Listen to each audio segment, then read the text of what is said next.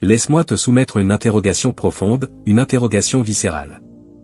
Que advient-il véritablement lorsqu'un individu masculin fracasse l'âme d'une personne féminine désignée par le divin? Pas une femme quelconque, mais une héritière du Tout-Puissant. Une personne imprégnée d'invocation, ciselée par les tourments, et isolée pour une mission céleste. S'éloigne-t-il impunément? Le firmament reste-t-il muet? Jamais. Lorsqu'un homme lacère une femme sélectionnée par le Créateur, il ne la meurtrit pas uniquement, il défie le siège éternel. Il déclenche une onde spirituelle irrévocable. Car atteindre ce que le Seigneur a scellé ne permet pas de repartir serein, mais conduit à l'ingérence sacrée. Ne portez pas la main sur mes consacrés et n'infligez aucun tourment à mes visionnaires. Psaume 105, 15. Le Très-Haut n'adopte pas l'indifférence face à ses descendantes. Chaque goutte qu'elle a répandue n'a pas été gaspillée. Elle a irrigué la terre de son chapitre suivant. Chaque perfidie ne l'a pas anéantie.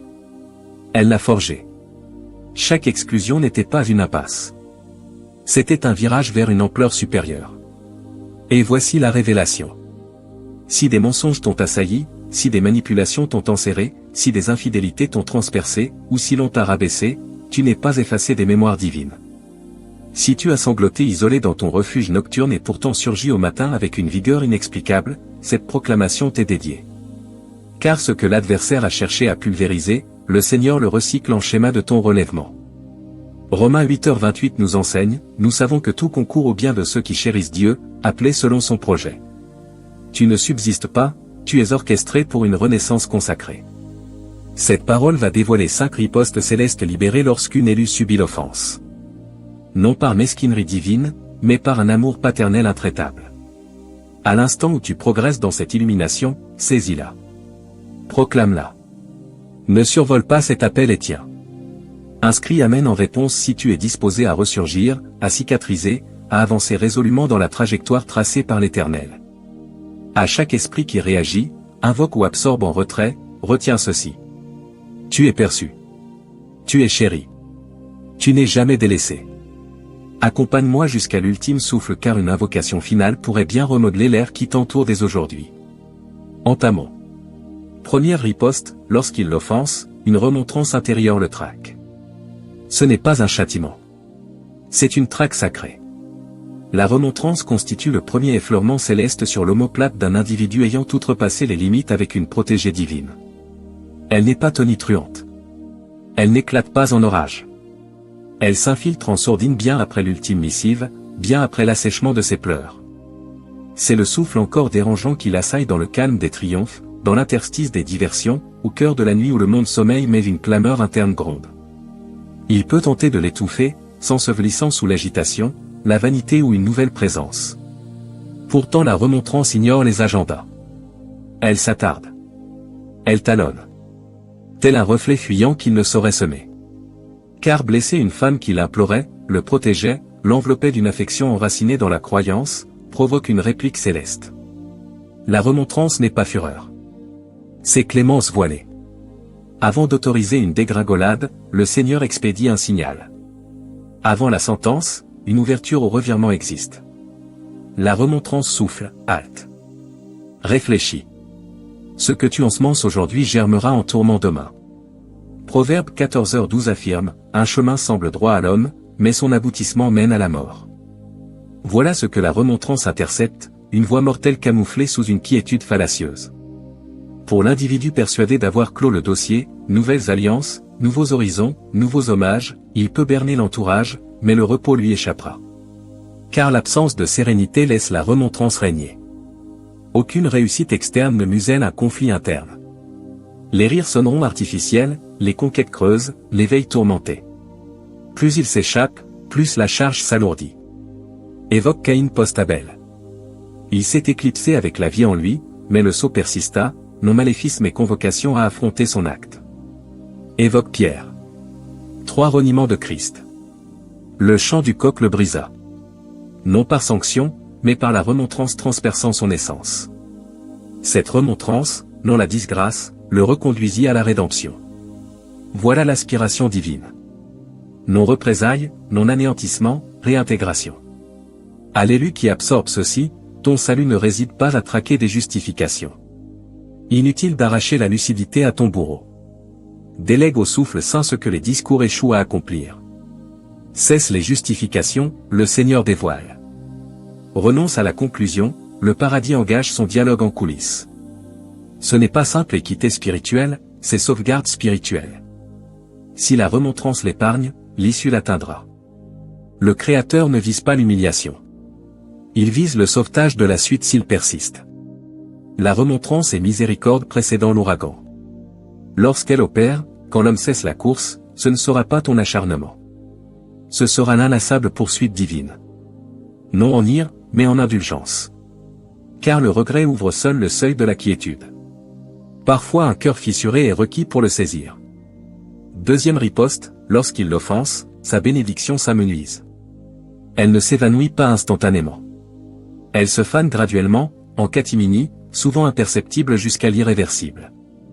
La bénédiction n'est pas acquise par séduction ou avidité. Elle est octroyée par l'Éternel, souvent transmise via les liens. Proverbe 18h22 énonce, « Trouver une épouse, c'est trouver le bonheur et recevoir une faveur de l'Éternel. » Ce passage dévoile une couche plus dense. La bénédiction ne réside pas uniquement en elle. Elle réside dans la déférence qui lui est accordée. Briser cette déférence rompt le canal. Une élue transcende la simple partenaire. Elle est un réceptacle. Via sa mansuétude, ses supplications, sa ténacité amoureuse, le Seigneur déverse l'abondance. Elle ne chemine pas seulement à ses côtés. Elle l'enveloppe spirituellement, émotionnellement. Elle comble les failles quand l'existence pèse. Mais le malmener, ignorer ses implorations, fracturer son élan, ce n'est pas altérer un lien, c'est profaner un passage divin. Bénédiction et irrespect ne coexistent pas. Quand l'arrogance supplante la modestie, quand la domination évince la sollicitude, la bénédiction recule. D'abord imperceptiblement, une invocation ignorée, une porte close. Puis la quiétude mute en tension. Ce qui affluait sans effort devient contraint, précaire. Tel un terroir jadis gorgé d'eau désormais lézardé par l'aridité. Initialement verdoyant en surface, mais les fondations s'effritent. Voilà l'issue quand un homme s'arrache à la femme placée pour l'enrichir. L'Écriture illustre cela non par l'amour défaillant, mais par la vénération. Le souverain Osia baignait dans l'abondance. Sage, prospère, admiré. Mais l'orgueil le fit déborder les bornes sacrées, et la présence divine s'éclipsa. 2 Chroniques 26, 16 relate, devenu fort, son cœur s'exalta jusqu'à la corruption. La bénédiction ne s'est pas retirée par caprice divin. Elle s'est retirée par mutation humaine. Tragédie pour ceux qui désertent les élus.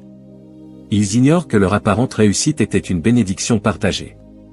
La sérénité savourée, l'essor vécu, l'impulsion ressentie découlait d'une femme les voilant d'invocation malgré leur morsure verbale. À l'élu exploité, délaissé, avili, ne regrette pas les issues scellées. Parfois le Seigneur laisse la bénédiction s'étioler chez lui pour démontrer ta portée. Tu n'étais pas simplement bienveillante, tu étais son bouclier céleste. À l'homme sentant ses lauriers flétrir, sa quiétude s'amincir, ses trophées sonner faux, ce n'est peut-être pas l'univers qui te repousse. Peut-être le paradis se retire pour capter ton regard car la bénédiction transite par la déférence. Quand la déférence s'effrite, l'afflux se fige. Ce n'est pas vindicte. C'est architecture spirituelle. La bénédiction ne suit pas le talent. Elle épouse la droiture. Maltraiter le sacré disqualifie l'endossement céleste pour les édifices de l'ego. La bénédiction ne s'évapore pas d'un coup. Elle suinte via chaque irrespect, seul le regret peut combler le vide creusé par l'abandon. Troisième riposte, lorsqu'il l'offense, le Seigneur la hisse en retrait. Un calme vénérable succède au tourment sentimental. Une suspension sacrée paraissant déroute mais forgeant l'armature. Au regard profane, elle semble effacée, aux yeux célestes, elle est séquestrée pour une vocation surpassant la souffrance qui tenta de la circonscrire. Ainsi opère le divin. Quand une élue est lacérée, méconnue, abandonnée, le paradis ne réplique pas par vacarme. Il réplique par tactique. Le Seigneur initie sa refonte dans l'ombre. Il l'attire dans l'isolement non pour l'exclure mais pour l'immuniser contre le tumulte, les jugements, les échos qui sculptaient sa valeur. Dans ce retrait, une œuvre plus intime s'ébauche.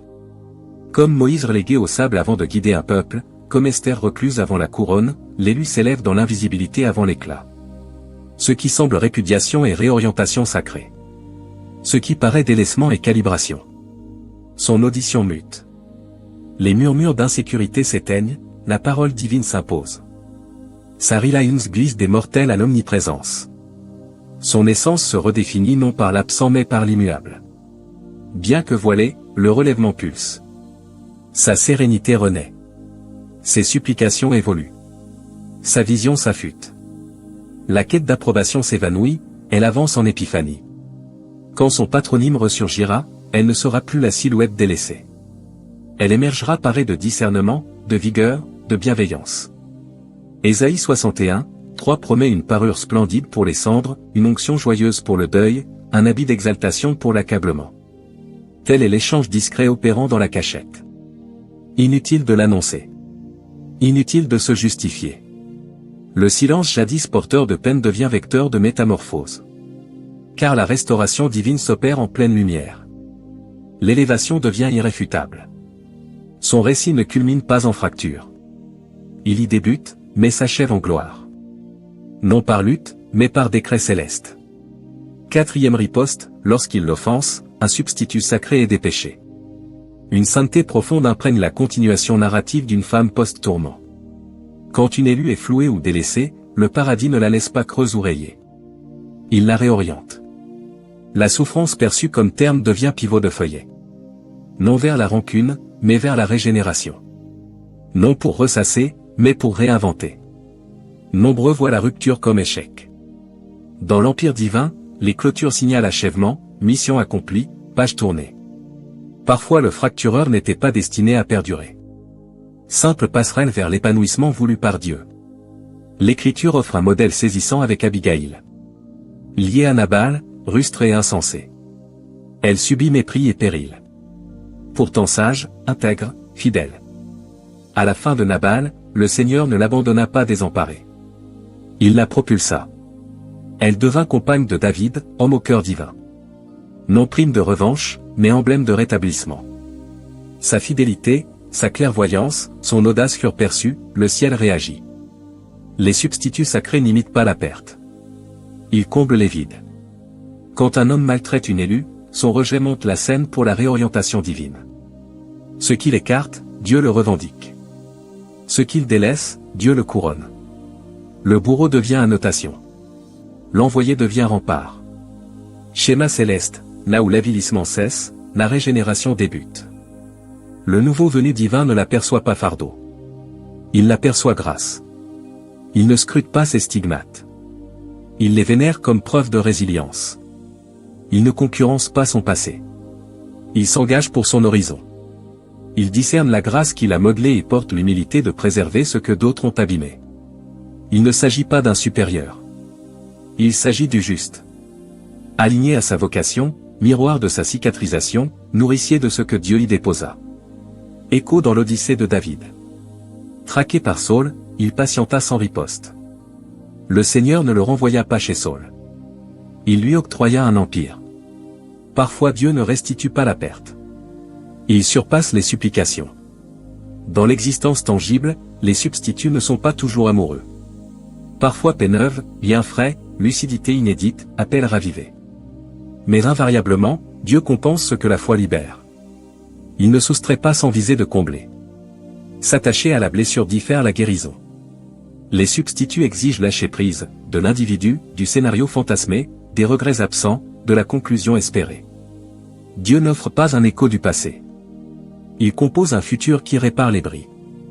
Quand quelqu'un s'éclipse, autorise-le. Quand un édifice s'écroule, accepte la nécessité car le Seigneur discerne l'invisible. Il capte les échanges voilés. Il connaît les intentions masquées. Dans sa clémence, il écarte ce qui t'aurait annihilé, malgré la douleur du détachement. À l'homme qui l'a possédé mais l'a malmené, ce que tu as fui, un autre s'apprête à chérir. La grâce ne patiente pas indéfiniment chez les négligents. Ton ancien trésor peut bénir autrui. Tu ne l'atteindras plus, non par rancœur, mais parce qu'elle s'est relevée plus haute, plus solide, complète. Dans l'ordre divin, le rejet inaugure la réaffectation. 5e riposte, lorsqu'il l'offense, ses invocations irradient force. Un timbre que l'abîme redoute et le paradis exalte existe. Discret, non théâtral. Le gémissement contenu d'une élue lacérée qui ose persister en confiance. Quand la duplicité frappe son centre, et qu'elle élève sa voix vers l'éternel plutôt que ses poings vers l'humain, un mystère se déchaîne. La souffrance devient autel. Les pleurs, oblation. De cette agonie sainte jaillit une autorité inédite. Au-delà des syllabes, le tourment, la modestie, le parcours. Elle n'énumère pas, elle exsude les prières. Issue des abysses de son être, trempée dans l'épreuve, immergée dans l'abandon. Le Seigneur répond. Psaume 56, 8, tu recenses mes errances, recueilles mes larmes dans ton outre, ne sont-elles pas inscrites en ton registre? Le ciel n'occulte pas l'élu implorant dans l'affliction. La détresse lui ouvre des sanctuaires inaccessibles au bien-être. Agar, expulsée au désert avec son fils, oubliée des hommes mais pas du Créateur. Dans l'angoisse, elle hurla. Dieu se manifesta comme El Roi, le voyant. Il entendit, pourvu, illumina, protégea. Voilà l'intercession sacrée. Issue du malheur, elle secoue les fondations spirituelles. Blessée mais agenouillée plutôt que figée, elle transcende la rescapée. Elle devient médiatrice. Érigeant autel sur ruine, comblant brèche pour lignée, horizon, même offenseur. Paradoxe de la grâce, les larmes destinées à l'engloutir irriguent l'onction. Son mutisme stratège. Son absolution l'âme. Ses invocations oracles modelant l'essor. Elle n'implore pas paix, elle engendre legs. Telle femme bouleverse climat. Voile ses descendants d'énoncés célestes. Parcourt son foyer proclamant serment inobservé. Garde sa quiétude, le paradis capte son tonnerre. Mieux, ses offenseurs héritent souvent de ses supplications. Pardonner la transmue en guérison incarnée.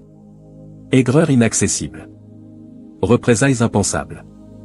Car elle sait Dieu vengeur et réparateur. Cette conviction amplifie son ascendant. Aucune arme contre elle ne triomphe. Non par puissance, mais par invocation. Chaque plaie sagesse. Chaque marque prêche.